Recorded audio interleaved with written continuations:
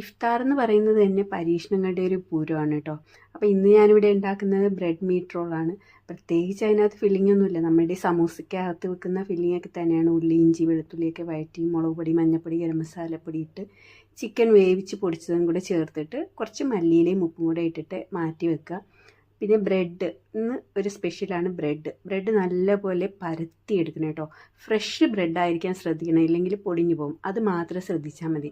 പിന്നെ അതിൻ്റെ സൈഡെല്ലാം ഞാൻ കട്ട് ചെയ്തെടുത്തിട്ട് ബ്രെഡ് ക്രംസ് ഉണ്ടാക്കുന്നതിന് ഉപയോഗിക്കുന്നുണ്ട്. ജസ്റ്റ് വെള്ളം ഒന്ന് ഇതുപോലെ ബ്രഷ് ചെയ്ത് കൊടുത്തിട്ട് അകത്ത് ഫില്ലിങ് വെക്കുമ്പോൾ അങ്ങ് ഒട്ടിക്കോളൂ കേട്ടോ.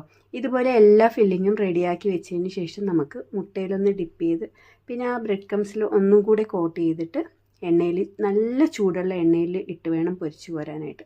അടിപൊളി ടേസ്റ്റാണ്, കുട്ടികൾക്കൊക്കെ ഇഷ്ടമാണ്, വെറൈറ്റി അല്ലേ. അപ്പോൾ നിങ്ങളും ഒന്ന് ട്രൈ ചെയ്ത് നോക്കിയിട്ട് ഫീഡ്ബാക്ക് പറയാം കേട്ടോ. ചൂടോടെ കഴിക്കാനാണ് ടേസ്റ്റ്. പുതിയൊരു വീഡിയോയുമായി വീണ്ടും വന്നേക്കും. Thanks for watching.